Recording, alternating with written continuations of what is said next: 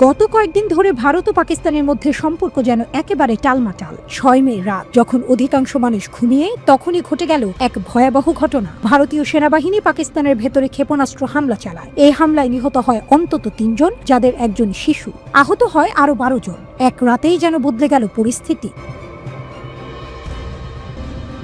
প্রথম আঘাত ভারতের প্রতিরক্ষা মন্ত্রণালয় জানিয়েছে তারা এই হামলা চালিয়েছে সন্ত্রাসী ঘাঁটি লক্ষ্য করে। স্কাই নিউজের বরাতে জানা গেছে, কাশ্মীরের কোটলি, বাহাওয়ালপুর, মুরিদকে, বাদ ও মুজাফফরাবাদকে টার্গেট করে এই হামলা চালানো হয়। ভারতের দাবি, 22 এপ্রিল কাশ্মীরে ঘটে যাওয়া এক সন্ত্রাসী হামলায় 26 জন নিহত হয়, যার জন্য তারা পাকিস্তানকে দায়ী করছে। পাকিস্তানের প্রতিশোধ। ভারতের এই হামলার জবাবে পাকিস্তানও চুপ করে থাকেনি। জিও নিউজের তথ্য অনুযায়ী পাকিস্তান বিমান বাহিনী ভারতীয় বিমান বাহিনীর 2টি যুদ্ধ বিমান ভূপাতিত করেছে। ঘটনাটি ঘটেছে ভারতের পাঞ্জাব এবং আজাদ কাশ্মীর সীমান্ত এলাকায়। পাকিস্তানের সেনাবাহিনীর জনসংযোগ বিভাগ ISPR এর প্রধান লেফটেন্যান্ট জেনারেল আহমেদ শরীফ চৌধুরী বলেন, আমরা ভারতের কাপুরুষোচিত হামলার যোগ্য জবাব দিয়েছি। সীমান্তে উত্তেজনা তুঙ্গে। দুই দেশের মধ্যে এই পাল্টাপাল্টি হামলা সীমান্ত অঞ্চলে আতঙ্ক ছড়িয়ে দিয়েছে। নিরাপত্তা বিশ্লেষকরা বলছেন, সামান্য ভুল বোঝাবুঝি থেকেই বড় ধরনের যুদ্ধ বেঁধে যেতে পারে। দুই দেশের সেনাবাহিনী এখন এক প্রকার যুদ্ধ প্রস্তুত অবস্থায় রয়েছে। পেছনের গল্প। এই পুরো ঘটনার পেছনে রয়েছে 22 এপ্রিলের সেই হামলা, যেখানে ভারত নিয়ন্ত্রিত কাশ্মীরে হামলা চালানো হয়। এতে 26 জন নিহত হন। ভারত সরাসরি পাকিস্তানের দিকে অভিযোগের আঙুল তোলে, যদিও পাকিস্তান এই অভিযোগ অস্বীকার করেছে। তবে রাজনৈতিক বিশ্লেষকরা বলছেন, এই ঘটনাগুলোর পেছনে কেবল সন্ত্রাস নয়, রয়েছে রাজনৈতিক উদ্দেশ্য। দুই দেশের সরকারই বর্তমানে অভ্যন্তরীণ চাপের মুখে। সীমান্তে উত্তেজনা সৃষ্টি করে হয়তো জনগণের দৃষ্টি অন্যদিকে ঘোরাতে চায়। সীমান্তে চলছে গোলাগুলি, আকাশে উঠছে যুদ্ধ বিমান, আর দুই দেশের সাধারণ মানুষ আতঙ্কে দিন কাটাচ্ছে। শিশুদের স্কুল বন্ধ, বাজারে অস্বাভাবিক ভিড়, মানুষ খাদ্য মজুত করছে। এর আগে 4 দিনের ব্যবধানে পাকিস্তানের হাতে ভেস্তে গেছে ভারতের 2টি সার্জিক্যাল স্ট্রাইক। পালিয়ে বাঁচতে হয়েছে ভারতীয় পাইলটদের। একের পর এক ব্যর্থতার মাঝে এবার এক অদ্ভুত কৌশলের আশ্রয় নিচ্ছে নরেন্দ্র মোদীর সরকার। পাকিস্তানে হামলা চালানো হতে পারে তাজিকিস্তান থেকে। ভারতের বিপাকে পড়া সামরিক নীতি। কাশ্মীরের আকাশে ড্রোন আর কামানের গর্জন এখন আর চমক জাগায় না পাকিস্তানের জন্য। সম্প্রতি লাইন অফ কন্ট্রোলে 4 দিনের ব্যবধানে ভারতের 2টি সার্জিক্যাল স্ট্রাইক পুরোপুরি ব্যর্থ হয়েছে। এক প্রকার প্রাণ হাতে নিয়ে এলাকা ছেড়ে পালিয়ে গেছে ভারতীয় পাইলটরা। এই পরাজয়ের ধাক্কা যেমন ভারতীয় সেনাবাহিনীকে কাঁপিয়ে দিয়েছে, তেমনি মোদির গদির নিচে তৈরি হয়েছে নতুন ফাটল। 5 রাজ্যে পাকিস্তানের সম্ভাব্য হামলার শঙ্কা। শুধু কাশ্মীর নয়, চীনও সক্রিয় হয়ে উঠেছে। হিমাচল, উত্তরাখণ্ড, সিকিম ও অরুণাচলের সীমান্তে চীনের সেনা মোতায়েন ভারতের জন্য আরেকটি বড় দুশ্চিন্তার কারণ। বিশ্লেষকরা বলছেন, পাকিস্তানের পক্ষ থেকে সম্ভাব্য হামলা ভারতের অন্তত 5টি রাজ্যে অস্থিরতা সৃষ্টি করতে পারে। নয়াদিল্লির পাল্টা ছক। আঘাত আসবে তাজিকিস্তান থেকে। এই চাপে এবার এক অপ্রত্যাশিত পথে হাঁটতে চাইছে ভারত। ইউরেশিয়ান টাইমসের এক রিপোর্ট অনুযায়ী ভারত তাজিকিস্তানের মাটি থেকে পাকিস্তানে হামলার ছক করছে। অবাক শোনালেও এর পিছনে রয়েছে সুদূর প্রসারী সামরিক প্রস্তুতি। তাজিকিস্তানে ভারতের গোপন ঘাঁটি। দীর্ঘ 30 বছর ধরে তাজিকিস্তানের সামরিক উপস্থিতি ধরে রেখেছে ভারত। আফগানিস্তান সীমান্তের পাশে ফাখার অঞ্চলে 1990-এর দশকে একটি সামরিক হাসপাতাল তৈরি করে ভারত। এরপর গড়ে তোলা হয় এয়ারবেস, যেটি এখন ভারতের সুখোই MKI যুদ্ধ বিমান দ্বারা সজ্জিত। এখানে রয়েছে জ্বালানি ভরার ও যুদ্ধ বিমান মেরামতের সুবিধা। কিন্তু কিভাবে পৌঁছাবে পাকিস্তানে? তাজিকিস্তানের সঙ্গে পাকিস্তানের সরাসরি সীমান্ত নেই, তবে তাদের মাঝে রয়েছে আফগানিস্তানের ওয়াখান করিডোর। মাত্র 16 কিলোমিটার চওড়া এই পথই হতে পারে ভারতের জন্য সোনার গলি, কারণ অয়েল এয়ারবেস থেকে পাকিস্তানের পেশোয়ার শহরের দূরত্ব মাত্র 500 কিলোমিটার। 3টি বিকল্প: ISR, এয়ার স্ট্রাইক, ড্রোন হামলা। বিশ্লেষকরা জানাচ্ছেন, ভারত 3টি উপায়ে এই ঘাঁটি ব্যবহার করতে পারে। 1, পাকিস্তানের উপর নজরদারির জন্য ISR মিশন। 2, বিমান হামলা। 3, সবচেয়ে নিরাপদ বিকল্প, ড্রোন আক্রমণ। বর্তমানে পাকিস্তান তার সব এয়ার ডিফেন্স ব্যবস্থা সীমান্তে মোতায়েন করেছে, ফলে ওয়াখান করিডোর বরাবর আকাশ অনেকটাই অরক্ষিত। ভারত এই দুর্বলতাকে কাজে লাগাতে চায়। আফগানিস্তানের অনুমতি পাবে তো? তাজিকিস্তান থেকে আক্রমণ মানেই আফগানিস্তানের সীমান্তে ঢুকে পড়া। যদিও তালেবান সরকারের শক্তিশালী বিমান প্রতিরক্ষা ব্যবস্থা নেই, তবুও তাদের অনুমতি ছাড়া এই অভিযান রাজনৈতিক বিপর্যয় ডেকে আনতে পারে। তবে ভারত ইতোমধ্যেই আফগান নেতাদের সঙ্গে গোপন বৈঠক শুরু করেছে। গত 28 এপ্রিল আফগান পররাষ্ট্রমন্ত্রীর সঙ্গে দেখা করেছেন ভারতীয় বিশেষ দূত। যদিও আলোচনার বিষয় বলা হয়েছে বাণিজ্য ও কূটনীতি, বিশ্লেষকরা বলছেন এর ভেতরে লুকিয়ে আছে পাকিস্তানে আঘাত হানার রণকৌশল। যেখানে কূটনীতি থাকার কথা সেখানে হয়তো পরিকল্পিত যুদ্ধ, আর এই যুদ্ধে আফগানিস্তান হয়ে উঠতে পারে ভারতের গোপন হাতিয়ার। পাকিস্তান সীমান্তে ব্যর্থতার পর ভারত এখন আঘাত হানতে চাইছে দূর পূর্ব থেকে, তাজিকিস্তানের গা ঘেঁষে। ভারত পাকিস্তান দ্বন্দ্বে এই নতুন মোড় দক্ষিণ এশিয়ার ভূ রাজনীতিকে করে তুলেছে আরো জটিল। একদিকে জাতীয় মর্যাদা রক্ষার লড়াই, অন্যদিকে তৃতীয় দেশের ভূমি ব্যবহার করে কৌশলী আগ্রাসন। সামনে কি আছে কেউ জানে না, তবে এক জিনিস নিশ্চিত, যুদ্ধের মেঘ ঘনীভূত হচ্ছে নতুন দিগন্তে।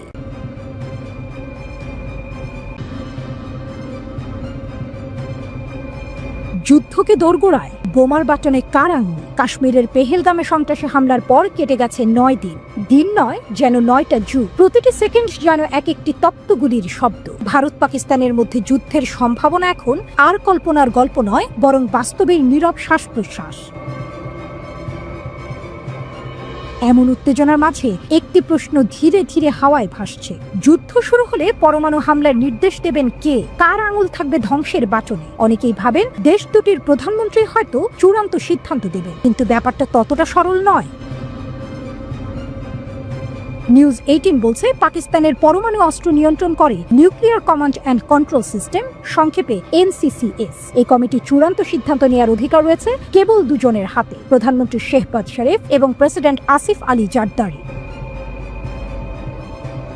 তাদের সম্মতি ছাড়া পরমাণু বোমার বাটন কেউই ছুঁতে পারবে না। এখানেই আসে প্রথম টুইস্ট। 2024 সালে নির্বাচনে কেউই এককভাবে ক্ষমতায় আসেনি, তাই পাকিস্তানে এখন চলছে জোট সরকার। একদিকে মুসলিম লীগের শেহবাজ, অন্যদিকে পিপলস পার্টির জারদারি। সরকার চালানোর জন্য যাদের একমত হওয়া জরুরি, তাদের হাতে রয়েছে দেশের সবচেয়ে ধ্বংসাত্মক অস্ত্র ব্যবহারের ক্ষমতা। বিশ্লেষকরা তাই চিন্তিত, এই দ্বৈত নেতৃত্ব পরমাণু সিদ্ধান্তে কি একমত হতে পারবে? যদি যুদ্ধ আসে দরজায়, তাহলে কি সময় মতো সিদ্ধান্ত আসবে, নাকি দ্বিধার ফাঁকগুলি ছুটে যাবে সর্বনাশ? অন্যদিকে ভারতের পরমাণু অস্ত্রের নিয়ন্ত্রণে আছে নিউক্লিয়ার কমান্ড অথরিটি NCA। এখানে আছে দুইটি উইং, পলিটিক্যাল কাউন্সিল যার নেতৃত্বে প্রধানমন্ত্রী নরেন্দ্র মোদী এবং এক্সিকিউটিভ কাউন্সিল যার নেতৃত্বে জাতীয় নিরাপত্তা উপদেষ্টা অজিত দোভাল। ভারতের ক্ষেত্রে প্রধানমন্ত্রীর সিদ্ধান্তই চূড়ান্ত, পরামর্শ নেওয়া হবে দোভালের কাছ থেকে, কিন্তু বাটন চাপবেন মোদিও। এখানেই আসে দ্বিতীয় টুইস্ট। মার্কিন প্রেসিডেন্টের মতোই ভারতের প্রধানমন্ত্রীর নিরাপত্তা কর্মীরা সবসময় বহন করেন নিউক্লিয়ার ফুটবল নামের একটি কালো ব্রিফকেস। এই ব্রিফকেসে আছে স্মার্ট কোড, আছে পরমাণু হামলার চূড়ান্ত কমান্ড। এই কোড জানেন শুধুই প্রধানমন্ত্রী। একটি মাত্র আদেশ, একটি মাত্র চাপ, এবং এরপর শুরু হতে পারে ইতিহাসের সবচেয়ে অন্ধকার অধ্যায়। দুই দেশের মধ্যে অস্ত্রের সংখ্যার দিক থেকেও রয়েছে হাড্ডাহাড্ডি লড়াই। গ্লোবাল ফায়ার পাওয়ার ইন্ডেক্স 2025 অনুযায়ী ভারতের কাছে আছে 130 থেকে 140টি পরমাণু অস্ত্র। পাকিস্তানের হাতে এর চেয়ে অন্তত 10টি বেশি। নয়াদিল্লি নির্ভর করে 3 স্তরের পরমাণু হামলার ক্ষমতার উপর। ভূমিতে অগ্নি ব্যালিস্টিক মিসাইল, আকাশে মিরাজ 2000 এবং রাফাল জেট, আর সাগরে INS আরিহান্ত সাবমেরিন। পাকিস্তানও পিছিয়ে নেই, তাদের হাতে আছে শাহিন ব্যালিস্টিক মিসাইল, বাবুর ক্রুজ মিসাইল, আর আকাশে ঘুরছে F-16 যুদ্ধ বিমান। তাছাড়া সমুদ্র থেকেও আঘাত হানার জন্য তৈরি হচ্ছে তাদের নেভাল প্ল্যাটফর্ম।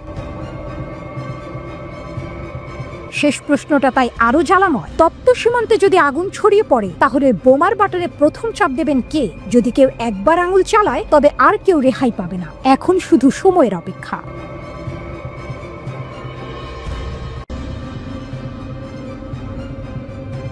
সীমান্তে সামরিক মহড়ায় পাকিস্তান। কাশ্মীরের পেহেলগামে পর্যটকদের রক্ত ছড়ার পর 2 পরমাণু শক্তিধর দেশের আকাশে যেন বারুদের গন্ধ। এমন উত্তেজনার মধ্যেই নিয়ন্ত্রণ রেখা ঘেঁষে পাকিস্তান সেনাবাহিনী চালিয়ে দিল এক পূর্ণমাত্রার সামরিক মহড়া। বার্তা স্পষ্ট, যদি আগ্রাসন আসে, জবাব হবে আগুনে। পাকিস্তানের শক্তি প্রদর্শন। এক্সপ্রেস ট্রিবিউনের বরাত দিয়ে জানা গেছে, টিলা ফিল্ড ফায়ারিং রেঞ্জে চালানো এই মহড়ায় অংশ নেয় পাকিস্তানের মাঙ্গোলা স্ট্রাইক কোর। আধুনিক অস্ত্রশস্ত্রে সজ্জিত ইউনিটগুলো সরাসরি গোলাগুলির অনুশীলনে অংশ নেয়। ব্যাটল রেডি মোডে দাঁড়িয়ে থাকা সেনাবাহিনী কৌশলগত দক্ষতায় স্পষ্ট বার্তা দেয়, আমরা প্রস্তুত, কোনো শত্রু ঢুকলে ফিরবে না। পত্রিকাটি লিখেছে, ইসলামাবাদ চেয়েছে একটাই বার্তা দিতে, শত্রুপক্ষের সম্ভাব্য আগ্রাসনের জবাবে পাকিস্তান সেনাবাহিনী সশস্ত্র প্রতিক্রিয়া জানাতে সম্পূর্ণ প্রস্তুত। মহড়ায় উত্তেজনার ছায়া। নিরাপত্তা সূত্রের বরাতে প্রতিবেদনে বলা হয়, সেনাবাহিনীর বিভিন্ন ইউনিট এবং পদস্থ কর্মকর্তারা এই মহড়ায় অংশ নেয়। শুধু কৌশল নয়, শক্তি ও সমন্বয়ের দিক দিয়েও পাকিস্তান সেনারা দেখিয়েছে প্রমাণযোগ্য দক্ষতা। প্রত্যেক গুলি যেন ছিল এক একটি সতর্কবার্তা, যেন বলে, শান্তি চাই, তবে দুর্বল নই আমরা। এর আগের দিন পাকিস্তান সেনাবাহিনী জানিয়েছিল, ভারতের উস্কানিমূলক গুলির জবাবে তারা কিয়ানি এবং ম্যান্ডাল সেক্টরে ভারতীয় এক তল্লাশি চৌকি গুড়িয়ে দিয়েছে। শুধু তাই নয়, ভারত নিয়ন্ত্রিত জম্মু কাশ্মীরের চাকপুত্রা চৌকিও ধ্বংস করা হয় পাকিস্তানি সেনাদের পাল্টা হামলায়। রক্তাক্ত পেহেলগাম, উত্তপ্ত উপমহাদেশ। ঘটনার সূত্রপাত 22 এপ্রিল। ভারত নিয়ন্ত্রিত কাশ্মীরের পেহেলগামে বন্দুকধারীদের হামলায় নিহত হন 26 জন পর্যটক। নয়াদিল্লি দাবি করেছে, হামলাকারীদের মধ্যে অন্তত 2 জন পাকিস্তানি। অভিযোগের আঙুল উঠেছে ইসলামাবাদের দিকে, কিন্তু পাকিস্তান স্পষ্ট ভাষায় জানিয়ে দিয়েছে, এই অভিযোগ ভিত্তিহীন, কোনো প্রমাণ ভারত দেখাতে পারেনি। কূটনৈতিক যুদ্ধ। হামলার পর পাল্টাপাল্টি সিদ্ধান্তে উত্তপ্ত হয়ে ওঠে উপমহাদেশ। ভারত স্থগিত করে দেয় সিন্ধু পানি চুক্তি, বাতিল করে পাকিস্তানিদের দেয়া ভিসা, এমনকি বন্ধ করে দেয় ওয়াঘা আটারি সীমান্ত। পাকিস্তানে চুপ করে থাকেনি, তারা ভারতের কূটনীতিকদের বহিষ্কার করে, সিমলা চুক্তি বাতিলের হুমকি দেয় এবং সাধারণ ভারতীয়দের ভিসা বন্ধ করে দেয়। দুই দেশই নিজেদের আকাশে অপর দেশের উড়োজাহাজ নিষিদ্ধ করেছে। যুদ্ধের ছায়ায় গাঢ় অন্ধকার। পাকিস্তান সরকারের দাবি, তাদের কাছে নির্ভরযোগ্য গোয়েন্দা তথ্য আছে, ভারত কয়েকদিনের মধ্যেই সামরিক হামলা চালাতে পারে। এই আশঙ্কায় যেন আরও জরুরি করে তুলেছে সীমান্তের মহড়া। পাকিস্তান শুধু প্রস্তুত নয়, এক ধাপ এগিয়েই আকাশে জমিনে শক্তি প্রদর্শন করছে। অন্যদিকে ভারতের প্রধানমন্ত্রী নরেন্দ্র মোদী টানা 2 দিন নিরাপত্তা উপদেষ্টার সঙ্গে বৈঠক করেছেন। সংবাদ মাধ্যমের ভাষায় সেনাবাহিনীকে তিনি পূর্ণ স্বাধীনতা দিয়েছেন, অর্থাৎ যে কোনো সময় আগুন জ্বলে উঠতে পারে সীমান্তে। যুক্তরাষ্ট্রের হস্তক্ষেপ। এই উদ্বেগজনক পরিস্থিতিতে কূটনৈতিক হাল ধরেছে যুক্তরাষ্ট্র। পররাষ্ট্রমন্ত্রী মার্কো রুবিও একযোগে ফোন করেছেন পাকিস্তানের প্রধানমন্ত্রী শাহবাজ শরীফ ও ভারতের পররাষ্ট্রমন্ত্রী এস জয়শঙ্করকে। দুই দেশের মধ্যে উত্তেজনা কমাতে এবং পেহেলগামের রক্তক্ষয়ী ঘটনার প্রেক্ষিতে সংযম প্রদর্শনের আহ্বান জানিয়েছেন তিনি। শেষ দৃশ্যের প্রতীক্ষা। একদিকে এলওসিতে 7 দিন ধরে গুলির শব্দ, অন্যদিকে দুই দেশের চোয়াল চাপা যুদ্ধের প্রস্তুতি। ইতিহাস বলছে, ভারত পাকিস্তানের এমন উত্তেজনা কখনো হালকা নয়। আর এবার যখন দুই দেশই পরমাণু শক্তিধর, তখন সামান্য একটি ভুলও হয়ে উঠতে পারে সর্বনাশের সেতুবন্ধ।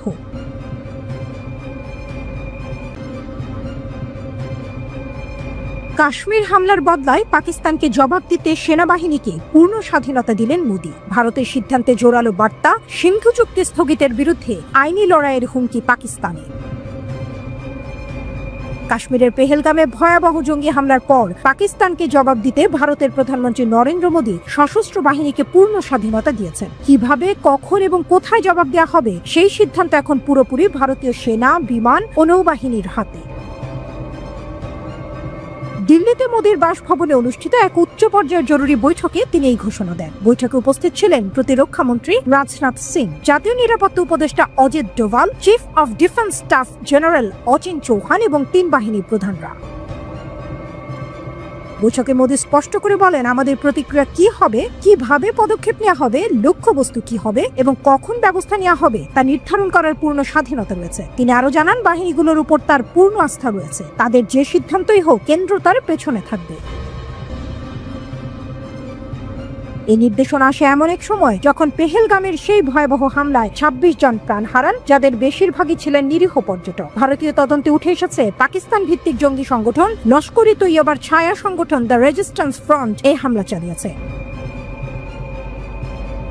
সেই ঘটনার পর থেকেই ভারতের ভিতরে উত্তাল ক্ষোভ। কূটনৈতিক দিক থেকে পাকিস্তানের বিরুদ্ধে একাধিক কঠোর পদক্ষেপ নিতে শুরু করেছে ভারত। এর মধ্যে সবচেয়ে উল্লেখযোগ্য পদক্ষেপ হলো 1960 সালের ঐতিহাসিক সিন্ধু পানি বন্টন চুক্তি স্থগিতের ঘোষণা। এই চুক্তি স্থগিতের সিদ্ধান্তে উদ্বিগ্ন পাকিস্তান। দেশটির আইন ও বিচারমন্ত্রী আকিল মালিক জানিয়েছেন, ভারত যদি এই চুক্তি একতরফাভাবে স্থগিত করে তাহলে ইসলামাবাদ আন্তর্জাতিক আদালতে যাওয়ার প্রস্তুতি নিচ্ছে। রয়টার্সকে দেয়া এক সাক্ষাৎকারে আকিল মালিক জানান, পাকিস্তান অন্তত 3টি আইনি পথ বিবেচনা করছে। প্রথমত, বিশ্ব ব্যাংকের কাছে অভিযোগ জানাতে হবে, কারণ তারা এই চুক্তির অন্যতম মধ্যস্থতাকারী ছিল। দ্বিতীয়ত, হেগের আন্তর্জাতিক ন্যায় বিচার আদালত এবং তৃতীয়ত, আন্তর্জাতিক সালিশি আদালতে ভারতের বিরুদ্ধে অভিযোগ তোলা হবে। তিনি বলেন, চুক্তিটি একতরফাভাবে স্থগিত করা যায় না, এমনকি সাময়িকভাবেও না। চুক্তিতে এমন কোনো বিধান নেই। একই সঙ্গে তিনি জানান, পাকিস্তান জাতিসংঘ নিরাপত্তা পরিষদে বিষয়টি তোলার কথাও ভাবছেন, তবে ভারতের পক্ষ থেকে এই বিষয়ে এখনো কোনো প্রতিক্রিয়া জানানো হয়নি। 1960 সালে দীর্ঘ 9 বছর আলোচনার পর বিশ্বব্যাংকের মধ্যস্থতায় এই সিন্ধু চুক্তি স্বাক্ষরিত হয়। চুক্তি অনুযায়ী সিন্ধু নদ এবং তার 2টি উপনদী বিতস্তা বা ঝিলম এবং চন্দ্রভাগা বা চেনাব এর ওপর পাকিস্তান কর্তৃত্ব রাখে, আর ভারত পেয়েছিল বিপাশা বা বিয়াস, শতদ্রু বা সাটলেজ এবং ইরাবতী বা রাভির পানি। চুক্তি অনুযায়ী ভারত বা পাকিস্তান পানির প্রবাহ আটকে রাখতে পারবে না, কিন্তু ভারতের এই সিদ্ধান্তে পাকিস্তানের পাঞ্জাব ও সিন্ধু অঞ্চলের সেচ ব্যবস্থার উপর ভয়াবহ প্রভাব পড়তে পারে, কারণ পাকিস্তানের প্রায় 80% কৃষি এই নদীগুলোর উপর নির্ভরশীল। এই আবহেই প্রধানমন্ত্রী মোদীর নেতৃত্বে মঙ্গলবার 90 মিনিট ধরে চলে এই বৈঠকে রাজনাথ সিং বলেন, পাকিস্তানকে কঠোর জবাব দিতে ভারত প্রতিজ্ঞাবদ্ধ। একই সুর ছিল স্বরাষ্ট্রমন্ত্রীর কণ্ঠে। ভারতের সম্ভাব্য হামলা মোকাবেলার প্রস্তুতি নিচ্ছে পাকিস্তান। দেশটির প্রতিরক্ষা মন্ত্রী খাজা আসিফ বলেছেন, পাকিস্তান যে কোনো কিছুর জন্য তৈরি, ভারত চেষ্টা করে দেখতে পারে।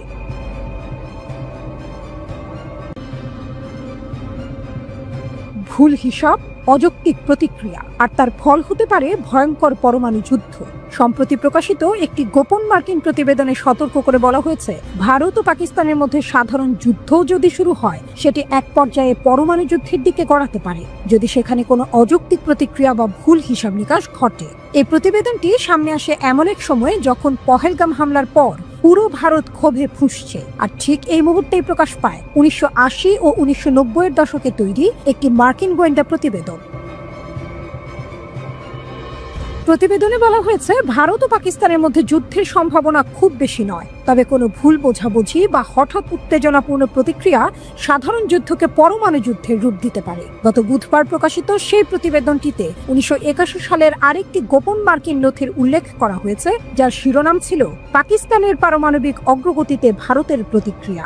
সেই নথিতে বিশ্লেষণ করে বলা হয়েছে, পাকিস্তান যদি এমন পারমাণবিক কর্মসূচি নেয় যা ভারতের জন্য হুমকি হয়ে দাঁড়ায়, তাহলে ভারত সম্ভাব্যভাবে পাকিস্তানের পারমাণবিক স্থাপনাগুলোর উপর হামলার সিদ্ধান্ত নিতে পারে। Special national intelligence estimate SNIE প্রতিবেদনটিতে বলেছে, ভারত সম্ভবত আগে পরিস্থিতি পর্যবেক্ষণ করবে এবং তারপর সিদ্ধান্ত নেবে পাকিস্তান আদৌ পারমাণবিক অস্ত্র বানিয়েছে বা মজুত করেছে কিনা। সেই তথ্যের উপর ভিত্তি করেই পদক্ষেপ নেবে ভারত। এছাড়া মার্কিন পররাষ্ট্র দপ্তরের আরেকটি প্রতিবেদনে লরেন্স লিভারমোর ন্যাশনাল ল্যাবরেটরির একটি গবেষণার বরাত দিয়ে বলা হয়েছে, যদি ভারত করাচির নিউক্লিয়ার পাওয়ার পয়েন্টে হামলা করে তাহলে সেখানে ব্যাপক প্রাণহানির আশঙ্কা রয়েছে। এসব প্রতিবেদনে আরও বলা হয়েছে, 1971 সালে ভারতের সঙ্গে যুদ্ধে পরাজয়ের পর পাকিস্তানের তৎকালীন প্রেসিডেন্ট জুলফিকার আলী ভুট্টো পারমাণবিক অস্ত্র তৈরি ও অধিকার অর্জনের বিষয়ে আরও বেশি গুরুত্ব দিতে শুরু করেন। অন্যদিকে ভারতের অনেক কৌশলবিদ মনে করেন, আগে হামলা করাটা খুবই বিপজ্জনক হতে পারে, কারণ এতে পাকিস্তান পাল্টা প্রতিক্রিয়া হিসেবে ভারতের পারমাণবিক স্থাপনাগুলোতে হামলা চালাতে পারে। দুদেশের পাল্টাপাল্টি এমন অবস্থানে উত্তপ্ত হয়ে উঠেছে পরিস্থিতি। প্রতিবেশী বৈরী দুটি রাষ্ট্র আরও একবার বড় ধরনের যুদ্ধে জড়িয়ে পড়তে পারে বলে আশঙ্কা করছেন অনেকে। এমনকি লড়াইয়ে কে জয়ী হতে পারে তা নিয়েও চলছে চুলচেরা বিশ্লেষণ। সামাজিক যোগাযোগ মাধ্যমে আলোচনা চলছে ভারত ও পাকিস্তানের সামরিক শক্তি নিয়ে। দুদেশের সামরিক বাহিনীর আকার, কার হাতে কি ধরনের অস্ত্র রয়েছে তা নিয়েও চলছে বিশ্লেষণ। তবে বিশ্লেষকরা বলছেন, ভারত ও পাকিস্তানের মধ্যে আরেকটি বড় যুদ্ধ সংঘটিত হওয়ার তেমন কোনো সম্ভাবনা নেই, কেননা যুদ্ধের ফল যে কারোর জন্যই সুখকর হবে না তা উভয় দেশই ভালোভাবে অনুধাবন করে। দুটি দেশই পরমাণু শক্তিধর দেশ, উভয়ের কাছেই রয়েছে বিধ্বংসী সব বোমা ও উন্নত প্রযুক্তির ক্ষেপণাস্ত্র। পরমাণু অস্ত্র বহনে সক্ষম এসব ক্ষেপণাস্ত্রের পাল্লা কয়েক হাজার কিলোমিটার পর্যন্ত, যা উভয় দেশের যে কোনো সীমানা পর্যন্ত অতিক্রম করে। দুই দেশই জানে যুদ্ধ মানে ধ্বংস, তবুও যদি হয় এক ভুল প্রতিক্রিয়া আর তাতে জ্বলতে পারে গোটা উপমহাদেশ। কাশ্মীর যেন এক দীর্ঘশ্বাস, যেন এক দগ্ধ প্রান্ত। ২৬ জন ভারতীয় পর্যটকের মৃত্যু আবার তুলে ধরেছে পুরনো সেই চিরচেনা উত্তেজনার চিত্রপট। ভারত ও পাকিস্তান মুখোমুখি। কাশ্মীরের বুকে সেই রক্তপাতের একদিন পেরোতেই পাল্টা পদক্ষেপে কাঁপছে উপমহাদেশ। শুরুটা ভারত করেছিল। সীমান্ত সন্ত্রাসবাদের অভিযোগ তুলে পাকিস্তানকে দেয়া হলো একের পর এক কূটনৈতিক ধাক্কা। আকাশ সীমা বন্ধ, ওয়াঘা সীমান্তে তালা, কূটনৈতিক বহিষ্কার, যেন কূটনীতির খোলনলচেই বদলে দিল নয়াদিল্লি। কাশ্মীর হামলার রেশ কাটতে না কাটতেই ভারতের পররাষ্ট্র মন্ত্রণালয় এক বিস্ফোরক বিবৃতি দেয়। পাকিস্তানিদের জন্য সব বিদ্যমান ভিসা বাতিল, নতুন ভিসা পরিষেবা স্থগিত। যারা পাকিস্তানে অবস্থান করছেন তাদের দ্রুত দেশে ফিরে যাওয়ার আহ্বান জানায় সরকার। এতে থেমে থাকেনি নয়াদিল্লি। দুই দেশের মধ্যে বহু পুরনো জলবন্টন চুক্তি, সিন্ধু জল চুক্তি স্থগিত করে দেয় ভারত। সেই সঙ্গে ঘোষণা আসে মূল ভূখণ্ড সীমান্ত পুরোপুরি বন্ধ করে দেওয়া হবে। এই ঘোষণার পরই কাঁপতে শুরু করে ইসলামাবাদ, কারণ পানি মানেই জীবন, আর সেই জীবন যদি বন্ধ হয়ে যায় তাহলে তা যুদ্ধের আগুনে ঘি ঢালার শামিল। ইসলামাবাদের পাল্টা হাত। চাপের মুখে পাকিস্তানের প্রধানমন্ত্রী শেহবাজ শরীফ আহ্বান করেন এক বিরল নিরাপত্তা বৈঠক। সেনাবাহিনীর প্রধান আসিম মুনির এবং অন্যান্য সামরিক কর্মকর্তাদের নিয়ে বসে পড়েন তিনি। এক সরকারি বিবৃতিতে জানানো হয়, পাকিস্তানের সার্বভৌমত্ব ও জনগণের নিরাপত্তার প্রতি যে কোনো হুমকির বিরুদ্ধে কঠোর প্রতিক্রিয়া জানানো হবে। সেই প্রতিক্রিয়া শুরু হয় কূটনৈতিক ও বাণিজ্যিক স্তরে। পাকিস্তান ও ভারতের জন্য তার আকাশসীমা বন্ধ করে দেয়। ভারতীয় মালিকানাধীন বা পরিচালিত সব এয়ারলাইন্স নিষিদ্ধ। পাশাপাশি ওয়াঘা সীমান্ত পুরোপুরি বন্ধ করে দেওয়া হয়। এই সীমানা বন্ধ মানেই যে শুধু মানুষ থামে না, থেমে যায় হাজারো ট্রাকের পণ্য, ব্যবসা, যোগাযোগ। এক বিস্ফোরক ঘোষণায় পাকিস্তান জানায়, ভারতের সাথে সব ধরনের বাণিজ্য অবিলম্বে স্থগিত। এমনকি তৃতীয় দেশ থেকেও যদি ভারতে পণ্য আসার পরিকল্পনা থাকে সেটাও রুদ্ধ। শুধু তাই নয়, ভারতীয় কূটনীতিকদের একে একে বহিষ্কার করা শুরু হয়। সামরিক উপদেষ্টাদের অবাঞ্ছিত ব্যক্তি বলে ঘোষণা করা হয়। এতেই থেমে থাকেন ইসলামাবাদ। ঘোষণা আসে, ভারতীয় নাগরিকদের দেয়া সব ভিসা বাতিল। শুধুমাত্র শিখ তীর্থযাত্রার ক্ষেত্রে সাময়িক ছাড় থাকবে। তবে সবচেয়ে ভয়াবহ বার্তা এসেছে পানি নিয়ে। ভারত যখন সিন্ধু জল চুক্তি স্থগিত করে, তখন পাকিস্তান এক রণহুঙ্কারে জানিয়ে দেয়, পানির প্রবাহ বাধা দিলে তার যুদ্ধ ঘোষণার সমান হবে। পাকিস্তানের এই বার্তা হালকা কোনো বিবৃতি নয়। দুই দেশের মধ্যকার সম্পর্কের সবচেয়ে সংবেদনশীল বিন্দুগুলোর একটি হলো এই নদী। সেখানেই যদি হাত পড়ে তাহলে সেটি অস্ত্রের মুখোমুখি হওয়ার ইঙ্গিত। ইসলামাবাদ ঘোষণা করে, ভারত যদি পানি সরবরাহে হস্তক্ষেপ করে তবে আমরা জাতীয় শক্তির সম্পূর্ণরূপে প্রতিক্রিয়া জানাবো। অর্থাৎ কূটনীতি পেরিয়ে সেটি সামরিক পথে গড়ানোর হুমকি। কাশ্মীরের হামলার ২৪ ঘন্টার মধ্যে ভারতের পক্ষ থেকে কূটনৈতিক সম্পর্ক সীমিত করা হয়। পাকিস্তানিদের জন্য ভিসা বাতিল করা হয়। পাশাপাশি ভারতীয় পর্যটকদের ওপর হামলার প্রতিক্রিয়া হিসেবে পাকিস্তানকেও নানাভাবে কোণঠাসা করা শুরু হয়। এই প্রেক্ষাপটে পাকিস্তান জানায়, ভারতের এই পদক্ষেপগুলোর প্রেক্ষিতে পাল্টা ব্যবস্থা হিসেবে তারা এসব প্রতিশোধমূলক সিদ্ধান্ত নিয়েছে। ভারতীয় পুলিশ এক বিবৃতিতে জানায়, তারা ৩ জন হামলাকারীর নাম প্রকাশ করেছে। যদিও এসব তথ্যের প্রমাণ এখনো তুলে ধরা হয়নি। এর মধ্যে ২ জন পাকিস্তানি বলে দাবি করা হয়েছে, কিন্তু কোনো ছবি, ভিডিও, ফরেনসিক তথ্য এখনো সামনে আনেনি দিল্লি। কে কার জন্য হুমকি? কাশ্মীর নিয়ে দ্বন্দ্বের ইতিহাস দীর্ঘ। ভারত দাবি করে তারা শুধু সন্ত্রাসের বিরুদ্ধে পদক্ষেপ নিচ্ছে। পাকিস্তান বলে ভারতের প্রতিটি পদক্ষেপ অঞ্চলটিকে আরো অস্থিতিশীল করছে। আর এর মধ্যে যাদের কথা হারিয়ে যায় তার হলো কাশ্মীরের সাধারণ মানুষ, যাদের বাড়ি বোমায় উড়ে যায়, স্কুল বন্ধ হয়ে যায়, স্বপ্ন রক্তাক্ত হয়ে পড়ে উপত্যকার রাস্তায়। উপত্যকার দিকে চোখ রেখে আমরা কি ভুলছি? কাশ্মীর হামলার পর ভারত পাকিস্তানের এই পাল্টা হুঙ্কারে যেটা সবচেয়ে বেশি আশঙ্কার জন্ম দিচ্ছে তা হলো, এটি যদি সামরিক সংঘর্ষে পরিণত হয় তবে গোটা উপমহাদেশ কাঁপবে। পারমাণবিক শক্তিধর দুটি দেশের মধ্যে যখন কূটনৈতিক সম্পর্ক ছিন্ন হওয়ার পথে, সীমান্তে সেনা মোতায়েন বাড়ছে আর পানি নিয়ে হুমকি ধামকি, তখন কেবল প্রশ্ন জাগে, উপমহাদেশ কি এক নতুন যুদ্ধের দ্বারপ্রান্তে? কাশ্মীর আবার ইতিহাসের কেন্দ্রবিন্দুতে, আবারও রক্ত, অশ্রু আর আতঙ্কের নগ্ন বাস্তবতা। শান্তি যেন শুধুই অপেক্ষার নাম, আর কাশ্মীর তার মাঝখানে দাঁড়িয়ে একজন বন্দী দর্শক, যেন নিজের ভবিষ্যতের জন্য নিজেই কিছু বলতে পারে না। এ যেন এক দীর্ঘশ্বাস, যেটা প্রতিবারই শুরু হয় রক্তপাত দিয়ে, কিন্তু শেষ হয় না কখনো। চরম উত্তেজনার মধ্যে ভারত ও পাকিস্তানের মধ্যে যুদ্ধের আশঙ্কা আরও ঘনীভূত হচ্ছে। দুই দেশই সীমান্তে সেনাবাহিনী, ট্যাঙ্ক ও যুদ্ধ বিমান মোতায়েন করছে। এর মধ্যেই ভারতীয় নৌবাহিনী একটি মিসাইল ধ্বংসের পরীক্ষা চালিয়েছে। অন্যদিকে ভারতের সাম্প্রতিক পদক্ষেপের জবাবে গতকাল পাকিস্তানও কড়া পাল্টা পদক্ষেপের ঘোষণা দিয়েছে। তাদের এই ঘোষণায় বলা হয়েছে ভারতের সঙ্গে দ্বিপক্ষীয় বাণিজ্য বন্ধ করা হবে এবং পাকিস্তানের আকাশসীমা ভারতের জন্য বন্ধ থাকবে। Report BBC, New York Times, Anandabazar Patrika, NDTV, Dawn, India Today, Times of India, the Hindu অবলম্বনে। সর্বশেষ খবরে জানা গেছে ভারতের 5 দফা পদক্ষেপের জবাবে পাকিস্তানও পাল্টা পদক্ষেপ ঘোষণা করেছে। প্রধানমন্ত্রী শাহবাজ শরীফের নেতৃত্বে পাকিস্তানের জাতীয় নিরাপত্তা কমিটির বৈঠক থেকে জানানো হয় ভারতের সঙ্গে সব ধরনের দ্বিপক্ষীয় বাণিজ্য বন্ধ করা হলো। ভারতের বিমানকে পাকিস্তানের আকাশসীমা ব্যবহার করতে দেয়া হবে না। পাশাপাশি ভারতীয় নাগরিকদের পাকিস্তানে যাওয়ার সব ভিসা বাতিল করা হয়েছে। তবে শিখ ধর্মাবলম্বীদের জন্য বিশেষ ছাড় দেওয়া হবে। এনএসসি ভারতের প্রতি হুঁশিয়ারি উচ্চারণ করে বলেছে পাকিস্তানের জন্য নির্ধারিত পানির প্রবাহ যদি ভারত একতরফাভাবে বন্ধ করে দেয় বা অন্যদিকে ঘুরিয়ে দেয় তাহলে সেটিকে সরাসরি যুদ্ধ ঘোষণা হিসেবে ধরা হবে। খবরে আরো বলা হয়েছে পাকিস্তান ভারতীয় নাগরিকদের দেয়া সব সার্ক ভিসা বাতিল করেছে এবং পাকিস্তানে অবস্থানরত ভারতীয়দের 48 ঘন্টার মধ্যে দেশ ছাড়ার নির্দেশ দিয়েছে। পাকিস্তান আরও জানায় ইসলামাবাদে ভারতীয় হাইকমিশনে কর্মরত প্রতিরক্ষা, নৌ ও বিমান বাহিনীর কর্মকর্তাদের অবাঞ্ছিত ব্যক্তি হিসেবে ঘোষণা করা হয়েছে এবং তাদের দ্রুত পাকিস্তান ছাড়তে বলা হয়েছে। সেই সঙ্গে তাদের সহকারী কর্মীদেরও ভারতে ফিরে যাওয়ার নির্দেশ দেওয়া হয়েছে। পাকিস্তান বলেছে ভারতীয় হাইকমিশনের কর্মকর্তা সংখ্যা 30-এ নামিয়ে আনতে হবে এবং সেটা করতে হবে 30 এপ্রিলের মধ্যে। তৃতীয় কোনো দেশের সঙ্গে ভারতের যে কোনো বাণিজ্য যদি পাকিস্তান দিয়ে থাকে সেটাও স্থগিত থাকবে। এই উত্তপ্ত পরিস্থিতির মধ্যে দুই দেশের সীমান্তে সেনা মোতায়েন চলছে। সীমান্ত বরাবর বিপুল সংখ্যক সৈন্য, ট্যাঙ্ক, যুদ্ধ বিমান ও ক্ষেপণাস্ত্র মোতায়েন করেছে উভয় পক্ষ। পাকিস্তান বিমান বাহিনী ভারত সীমান্ত ঘেঁষা বিভিন্ন ঘাঁটিতে নজরদারি ও হামলাকারী ড্রোন মোতায়েন করেছে। বিশেষভাবে উল্লেখযোগ্য লাহোরের কাছে মুরিদ ঘাঁটিতে তুরস্ক থেকে কেনা বাইরাক্তার TB2 ড্রোনগুলো মোতায়েন করা হয়েছে। সাথে সাথে পাকিস্তান নিয়ন্ত্রণ রেখা বরাবর উচ্চ সতর্কতা জারি করেছে। সেখানকার বাংকারগুলোতে সেনারা অবস্থান নিয়েছে। ভারতীয় সূত্রের দাবি সীমান্ত সংলগ্ন এলাকায় পাকিস্তানের সেনা মোতায়েনের বিষয়টি প্রমাণ করেছে বিমান ট্র্যাকিং ওয়েবসাইট ফ্লাইট রাডার 24 এর স্ক্রিনশট। সেসব স্ক্রিনশট সোশ্যাল মিডিয়ায় ছড়িয়ে দিয়েছে নেটিজেনরা।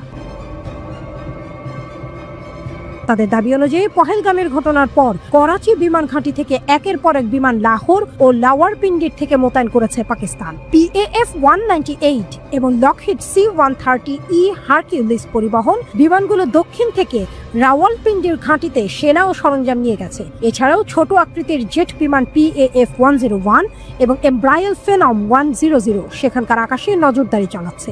এর মধ্যেই ভারতীয় নৌবাহিনী সফলভাবে একটি মিসাইল ধ্বংস করার পরীক্ষা চালিয়েছে। সামাজিক যোগাযোগ মাধ্যম এক্সে নৌবাহিনী জানিয়েছে তাদের নিজস্ব প্রযুক্তিতে তৈরি জাহাজ INS সুরাত একটি সমুদ্রপৃষ্ঠ ঘেঁষে দ্রুত উড়ে যাওয়া মিসাইল ধ্বংস করেছে। এতে ভারতের প্রতিরক্ষা সক্ষমতায় একটি নতুন মাইলফলক অর্জিত হলো। ভারতীয় সংবাদ মাধ্যম বিজনেস স্ট্যান্ডার্ড জানিয়েছে করাচি উপকূলে পাকিস্তান নৌবাহিনীও সার্ফেস টু সার্ফেস মিসাইলের পরীক্ষা চালাচ্ছিল। সেই উত্তপ্ত পরিস্থিতিতেই ভারত এই পাল্টা প্রতিক্রিয়া দেখিয়েছে। অন্যদিকে কাশ্মীরের পহেলগামে নিরীহ পর্যটকদের হত্যার ঘটনাকে কেন্দ্র করে প্রধানমন্ত্রী নরেন্দ্র মোদী বিহারে এক জনসভায় বলেন যারা এই হামলা চালিয়েছে এবং যারা এর পেছনে রয়েছে তাদের কোনো ছাড় দেওয়া হবে না। মোদী বলেন বিহারের মাটি থেকে আমি বিশ্বকে বলতে চাই ভারত প্রতিটি সন্ত্রাসীকে এবং তাদের সমর্থনকারীদের চিহ্নিত করবে ও সাজা দেবে। প্রয়োজনে পৃথিবীর শেষ প্রান্তেও গিয়ে তাদের খুঁজে বের করা হবে। কাশ্মীর জুড়ে চলমান অভিযানে ভারতীয় সেনাবাহিনী 1,500-এর বেশি লোককে আটক করেছে। সেনা সূত্র জানায় এই চিরুরি অভিযানের সময় জম্মু ও কাশ্মীরের উধমপুর জেলার দুধু বসন্তগড় এলাকায় সন্ত্রাসীদের সঙ্গে গোলাগুলির মধ্যে পড়ে ভারতীয় সেনার হাবিলদার ঝন্টু আলী শেখ নিহত হন। গোপন সংবাদের ভিত্তিতে সেনারা ওই এলাকায় অভিযানে গেলে সন্ত্রাসীরা গুলি চালায়, পাল্টা গুলি চালায় সেনারাও। বিশ্লেষকদের মন্তব্য, পাকিস্তানের নিরাপত্তা বিশ্লেষক সৈয়দ মোহাম্মদ আলী বলেন ভারত পাকিস্তানে বড় ধরনের হামলা চালাতে পারে। এটা 2019 সালের থেকেও বড় হবে। তিনি বলেন ভারত এই হামলাকে যুক্তরাষ্ট্রের সঙ্গে একাত্মতা প্রকাশ এবং প্রেসিডেন্ট ট্রাম্পের শুল্ক হুমকি থেকে উত্তেজনা কমানোর কৌশল হিসেবে ব্যবহার করতে পারে। এছাড়া কাশ্মীরের স্বাধীনতা আন্দোলনকে সন্ত্রাসবাদ হিসেবে সংজ্ঞায়িত করার নতুন চেষ্টা চলছে। ভারতীয় কংগ্রেসের বৈঠক। দিল্লির প্রতিনিধির তথ্য অনুযায়ী কাশ্মীরে হামলার পর জাতীয় কংগ্রেসের কার্যকরী কমিটির এক জরুরি বৈঠক বসে। কংগ্রেস সভাপতি মল্লিকার্জুনের সভাপতিত্বে হওয়া বৈঠকে ছিলেন সোনিয়া গান্ধী, রাহুল গান্ধী সহ শীর্ষ নেতারা। বৈঠকে গৃহীত প্রস্তাবে বলা হয়েছে, পহেলগামে 3 স্তরের নিরাপত্তা ব্যবস্থার ভেতর দিয়ে কিভাবে হামলাটি ঘটল তার তদন্ত হওয়া দরকার। কংগ্রেস এই হামলার জন্য পাকিস্তানকেই দায়ী করছে।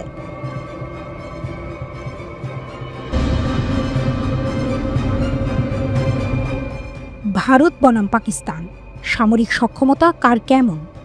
কাশ্মীরের পেহেলগামে পর্যটকদের উপর হামলার ঘটনায় ভারত পাকিস্তানের মাঝে উত্তেজনা চরমে। কূটনীতিক বহিষ্কার থেকে শুরু করে আকাশপথ বন্ধের পাল্টাপাল্টি ঘোষণায় যুদ্ধের দামামা যেন দরজায় কড়া নাড়ছে। ভারতের প্রধানমন্ত্রী নরেন্দ্র মোদী ইতিমধ্যেই তার সেনাবাহিনীকে দিয়েছেন পূর্ণ স্বাধীনতা, অর্থাৎ পেহেলগাম হামলার বদলা নিতে ভারতীয় সেনারা কখন, কোথায়, কিভাবে আঘাত হানবে তা তারা নিজেরাই ঠিক করবে। অন্যদিকে পাকিস্তানের তথ্যমন্ত্রী গোয়েন্দা তথ্যের বরাতে হুঁশিয়ারি দিয়েছেন, ভারত যদি কোনো সামরিক পদক্ষেপ নেয় তাহলে তার কঠোর জবাব দেওয়া হবে।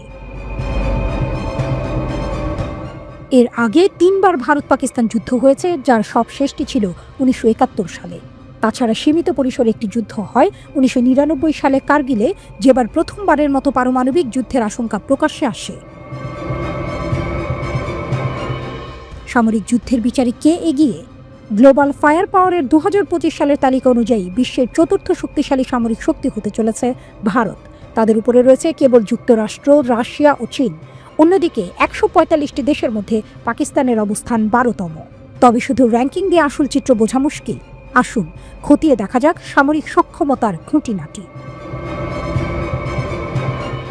কার সৈন্য বেশি?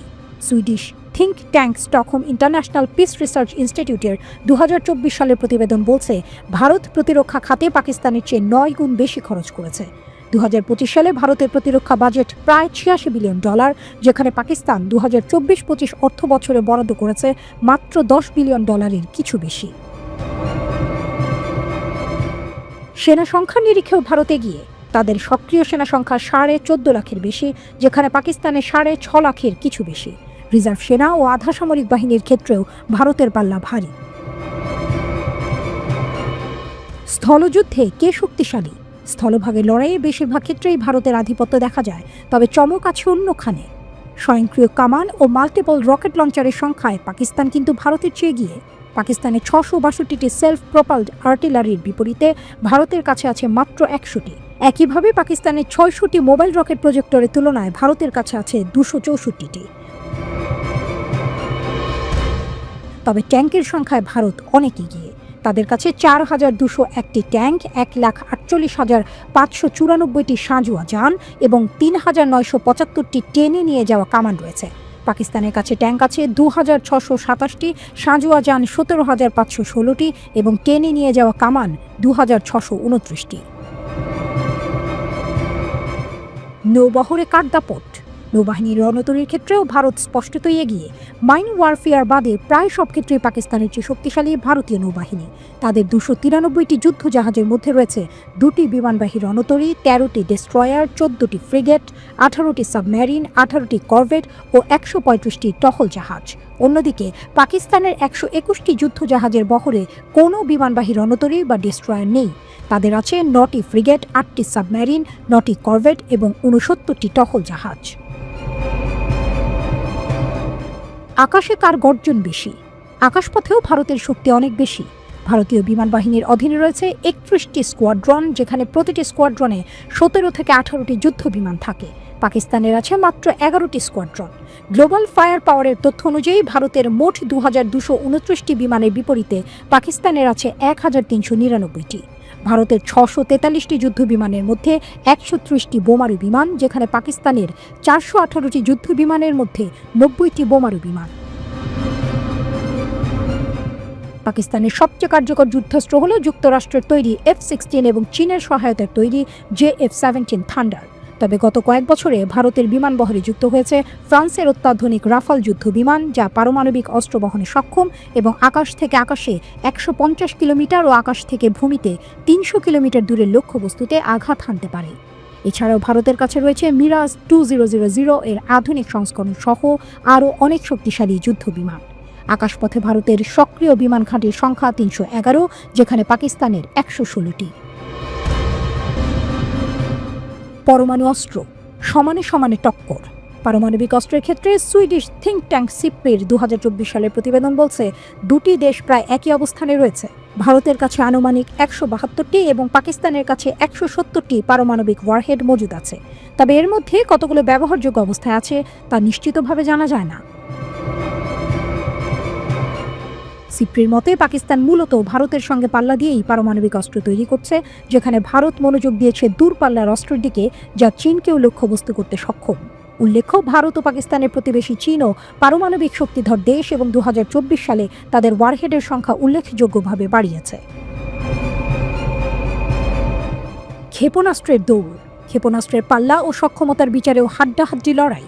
পাকিস্তানি ক্ষেপণাস্ত্র কর্মসূচিতে রয়েছে ক্রুজ, ট্যাকটিক্যাল ও স্বল্প মধ্যম পাল্লার ব্যালিস্টিক ক্ষেপণাস্ত্র। বাবর ও শাহিন 1-এর মতো স্বল্প পাল্লার ক্ষেপণাস্ত্রের পাল্লা 700 থেকে 1000 কিলোমিটার।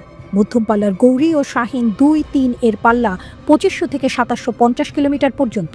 পাকিস্তানের আবাবিল ক্ষেপণাস্ত্রটি একাধিক ওয়ারহেড বহনে এবং শত্রুর প্রতিরক্ষা ভেদ করতে সক্ষম, যা দক্ষিণ এশিয়ার প্রথম মাল্টিপল ওয়ারহেড বহনে সক্ষম ক্ষেপণাস্ত্র বলে মনে করেন বিশেষজ্ঞরা। অন্যদিকে ভারতের রয়েছে পৃথ্বী সিরিজ, যার পাল্লার 250 থেকে 600 কিলোমিটার এবং অগ্নি সিরিজ, যার পাল্লা 1200 থেকে 8000 কিলোমিটার। অগ্নি 5 একটি আন্তঃমহাদেশীয় ক্ষেপণাস্ত্র, যার পাল্লা 7 থেকে 8000 কিলোমিটার। এছাড়াও ভারতের কাছে রয়েছে নির্ভয়া ও ব্রহ্মোস এর মতো উন্নত ক্রুজ ক্ষেপণাস্ত্র। ব্রহ্মোস পারমাণবিক অস্ত্র বহনেও সক্ষম। 2024 সালে ভারত সফলভাবে একটি হাইপারসনিক ক্ষেপণাস্ত্রের পরীক্ষাও চালিয়েছে, যার পাল্লা 1500 কিলোমিটারের বেশি এবং যা আকাশ, স্থল ও জলপথ থেকে আঘাত হানতে সক্ষম। ড্রোন যুদ্ধ। আধুনিক যুদ্ধের অন্যতম গুরুত্বপূর্ণ হাতিয়ার ড্রোন। ভারত ও পাকিস্তান উভয় দেশেই তাদের অস্ত্রাগারে ড্রোনের সংখ্যা বাড়াচ্ছে। বিদেশ থেকে উন্নত ড্রোন কেনার পাশাপাশি দেশীয় প্রযুক্তিতেও ড্রোন তৈরি করছে তারা। এই ড্রোনগুলো নজরদারি, গুপ্তচরবৃত্তি এবং নির্দিষ্ট লক্ষ্যবস্তুতে হামলার জন্য ব্যবহৃত হয়। প্রতিরক্ষা বিশ্লেষক রাহুল বেদি মনে করেন, আগামী কয়েক বছরে ভারতের কাছে প্রায় 5000 ড্রোন থাকবে। পাকিস্তানের ড্রোন সংখ্যা কম হলেও তাদের মধ্যে বৈচিত্র্য রয়েছে এবং প্রায় 10 থেকে 11 ধরনের আলাদা মডেল তাদের কাছে মজুদ আছে। ভারত সম্প্রতি যুক্তরাষ্ট্রের সঙ্গে $3.5 বিলিয়ন বিশাল ড্রোন চুক্তি করেছে, যার মধ্যে রয়েছে 31টি অত্যাধুনিক প্রেডেটর ড্রোন। পাকিস্তানের নিজস্ব তৈরি ড্রোনের মধ্যে শাহপার, বুরাক ও উকাপ উল্লেখযোগ্য। তারা তুরস্ক ও চীন থেকেও ড্রোন আমদানি করে। অবসরপ্রাপ্ত জেনারেলের সতর্কবার্তা। দক্ষিণ এশিয়ার রাজনীতি বিশ্লেষকদের অনেকেই মনে করছেন, ভারত হয়তো সীমিত সামরিক অভিযান চালাতে পারে, যা পরবর্তীতে পূর্ণাঙ্গ যুদ্ধের রূপ নিতে পারে। তবে লেফটেন্যান্ট জেনারেল অবসরপ্রাপ্ত SH পানাক তাড়াহুড়ো করে সামরিক পদক্ষেপ নেওয়ার বিষয়ে সতর্ক করেছেন। তার মতে, পাকিস্তান একটি পরমাণু শক্তিধর দেশ এবং ভারতের সীমিত হামলার জবাব দেওয়ার জন্য তাদের যথেষ্ট সামরিক শক্তি রয়েছে।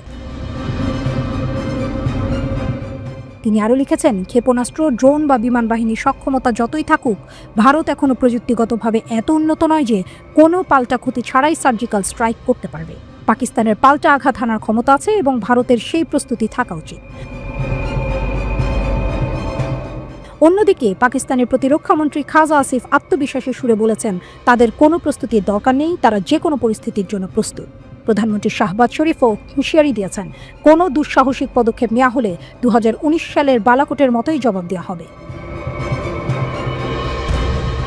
পেহেলগামের হামলার পর ভারত ও পাকিস্তানের মধ্যে যে উত্তেজনা সৃষ্টি হয়েছে তা কোন দিকে মোড় নেয় সেটাই এখন দেখার। সামরিক শক্তির এই চুলচেরা বিশ্লেষণ হয়তো একটা ধারণা দিতে পারে, কিন্তু যুদ্ধক্ষেত্রের বাস্তবতা অনেক ভিন্ন হতে পারে। পরমাণু অস্ত্রের উপস্থিতি পরিস্থিতি আরও জটিল করে তুলেছে।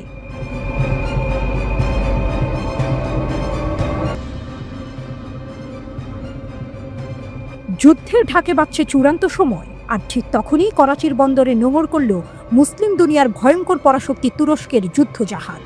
ভারতে শুরু তোলপাড়। ভারত পাকিস্তান উত্তেজনার যখন সর্বোচ্চ চূড়ায়, কাশ্মীরে হামলার পর যুদ্ধের ঘণ্টা যেন কানে বাজছে, ঠিক তখনই রীতিমতো বিস্ফোরণ ঘটালো তুরস্ক।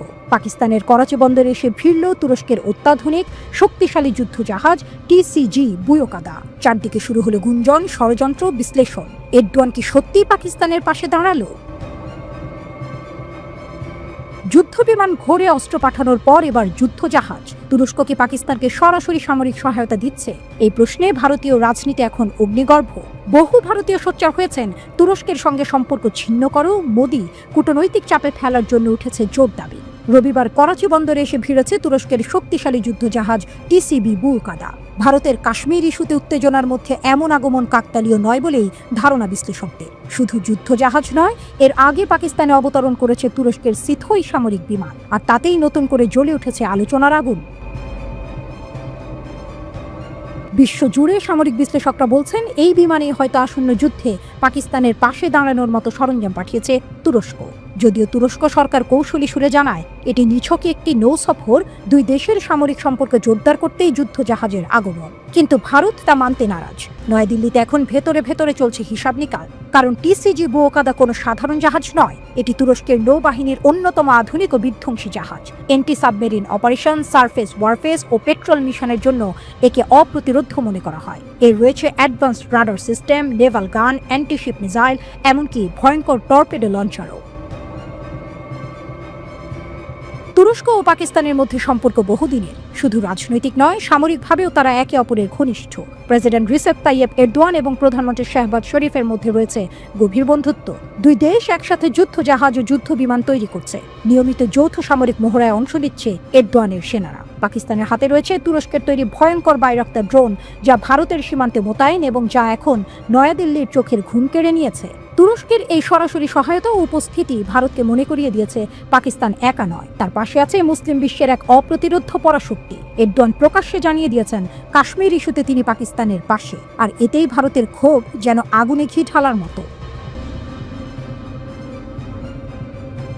বহু ভারতীয় নাগরিক ও বিশ্লেষক এরই মধ্যে দাবি তুলেছেন তুরস্কের সঙ্গে ভারতের কূটনৈতিক সম্পর্ক ছিন্ন করতে হবে। নরেন্দ্র মোদীর ওপর বাড়ছে চাপ, কূটনৈতিকভাবে এরদোয়ানকে কোণঠাসা করতে হবে বলেই মত তাঁদের। অন্যদিকে পাকিস্তানের সেনাবাহিনী ও সরকার এই সফরকে দেখছে বিশাল কূটনৈতিক সাফল্য হিসেবে। মুসলিম বিশ্বের শক্তিশালী রাষ্ট্র তুরস্ক যেভাবে পাশে এসে দাঁড়িয়েছে, তাতে গোটা পাকিস্তান আজ উজ্জীবিত। করাচি বন্দরে নোঙর করা যুদ্ধজাহাজ শুধু এক টুকরো ইস্পাত নয়, এ যেন এক মহাশক্তির বার্তা, তোমার পাশে আছি ভাই। যুদ্ধের সীমায় দাঁড়িয়ে থাকা দুই পরমাণু শক্তিধর রাষ্ট্র, ভারত ও পাকিস্তানের এই সংকটময় সময়ে তৃতীয় এক পরাশক্তির এভাবে নৌপথে আগমন চিত্রটা আরও জটিল করে তুলেছে। এ যেন শুধু সামরিক নয়, এই আগমন কূটনৈতিক, প্রতীকী এবং এক অঘোষিত ঐক্যের ঘোষণা। তুরস্ক বলছে সফর বন্ধুত্বে, ভারত যেন বলতে চাইছে এটা যুদ্ধের প্রস্তুতি।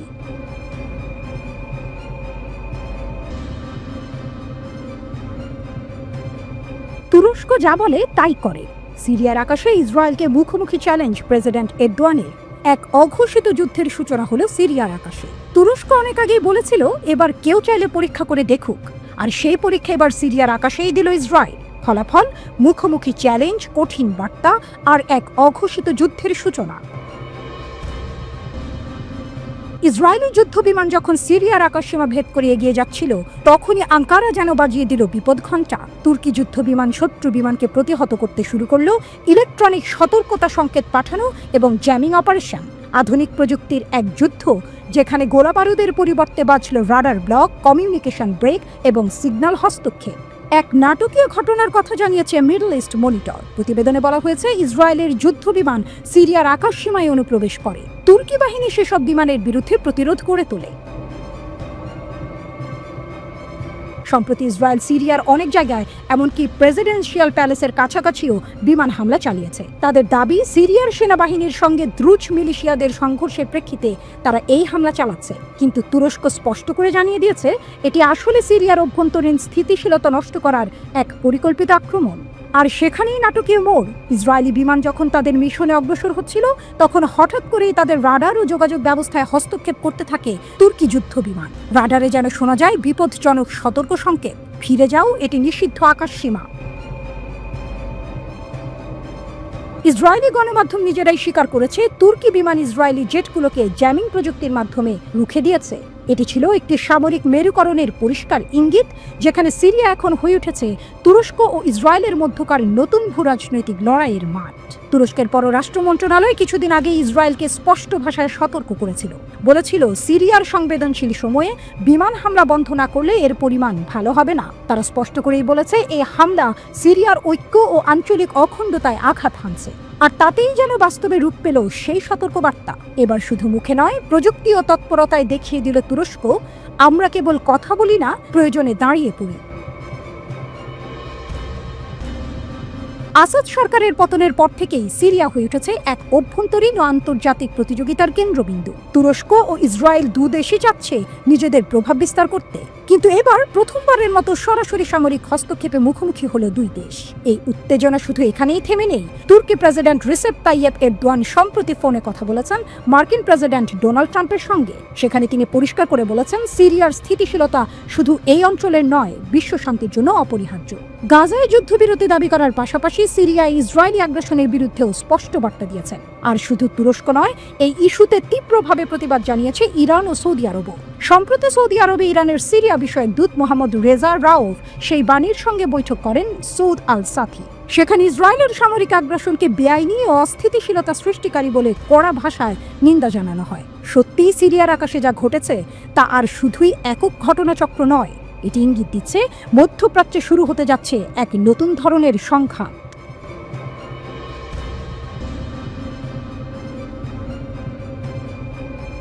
বোমার গর্জন নয়, এবার কথা বলছে প্রতিরোধ। আবার কেঁপে উঠেছে গাজার আকাশ। খান ইউনিসের বুকে আবার পড়েছে ইসরায়েলি বুটের দাগ। তবে এবার গল্পটা একটু অন্যরকম, কারণ এবার শুধু হামলা নয়, জবাবও দিয়েছে ফিলিস্তিনিরা।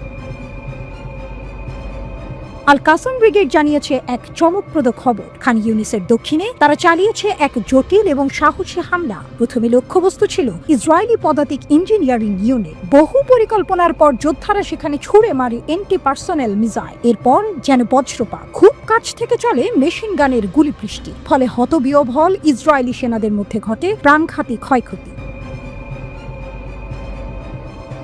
কিন্তু গল্প এখানেই শেষ নয়। আল কাসাম জানিয়েছে, খান ইউনিসের পূর্ব দিকে বিভাজন প্রাচীরের পাশে তারা হামলা চালায় দুটি ইসরায়েলি ট্যাঙ্ক ও একটি বুলডোজারে। ব্যবহার করা হয় ইয়াসিন 105 শেল, ফিলিস্তিনিদের নিজস্ব তৈরি শক্তিশালী অস্ত্র। এই হামলাও ছিল সফল। শত্রুপক্ষের গাড়ি ও সৈন্যরা পরে বিশৃঙ্খলায়। এই আক্রমণের একদিন আগেই রাফা শহরেও চালানো হয় একই ধরনের এক প্রতিরোধ অভিযান, যেন একের পর এক বিদ্যুৎ চমক। ফিলিস্তিনের মাটি বলছে তারা আজও নিঃশেষ নয়, হার মানেনি। ইসরায়েল গত 18 মার্চ যুদ্ধবিরতি ভেঙে ফের গাজা উপত্যকায় ধ্বংসযজ্ঞ চালাতে শুরু করে। বিমান হামলার পর বিমান হামলা, বোমা পড়ছে স্কুলে, হাসপাতালেও। হাজার হাজার নিরীহ মানুষ মারা গেছেন। আকাশ থেকে নামা প্রতিটি বোমা কেড়ে নিয়েছে কোনো সন্তানের ভবিষ্যৎ, কোনো মায়ের শান্তি। 2023 সালের 7 অক্টোবরের সেই দিনটি ছিল টার্নিং পয়েন্ট। সেদিন ফিলিস্তিনি প্রতিরোধ যোদ্ধারা দক্ষিণ ইসরায়েলে হামলা চালায়। তারপর থেকেই ইসরায়েল চালাচ্ছে এক নিষ্ঠুর গণহত্যা। এখন পর্যন্ত 53,000-এর বেশি ফিলিস্তিনি মারা গেছেন, আহত 1,18,000-এর বেশি। আরও 14,000 মানুষ নিখোঁজ, যাদের খোঁজ আজও মেলেনি। প্রতিটি নিখোঁজের পেছনে আছে এক একটি হৃদয় বিদারক গল্প। বিশ্বের অনেক দেশ মুখে নিন্দা জানালেও বাস্তবে খুব কম পদক্ষেপ নিয়েছে। আন্তর্জাতিক আদালত এখন ইসরায়েলের বিরুদ্ধে গণহত্যার অভিযোগ খতিয়ে দেখছে। ইসরায়েলি প্রধানমন্ত্রী নেতানিয়াহু সহ অনেক যুদ্ধাপরাধীর বিরুদ্ধে চলছে তদন্ত। তবুও ওয়াশিংটনের ছায়ায় কিছু পশ্চিমা দেশের সমর্থনে ইসরায়েলের আগ্রাসন আজও চলছে নির্দ্বিধায়।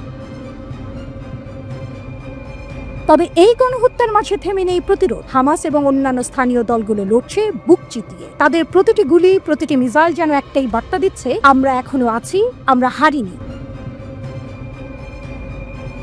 খান ইউনিস আর রাফার সাম্প্রতিক প্রতিরোধ প্রমাণ করছে ফিলিস্তিনিদের এই লড়াই কেবল অস্তিত্বের লড়াই নয়, এটা মর্যাদা আর স্বাধীনতার লড়াই। বোমা পড়লেও, জীবন ধ্বংস হলেও তাদের সাহস ভাঙে না আশা। এই যুদ্ধ যতই দীর্ঘ হোক, একদিনের ইতিহাসের পাতায় লেখা থাকবে ফিলিস্তিনিদের প্রতিরোধ ছিল অন্ধকারে এক অদম্য আলো।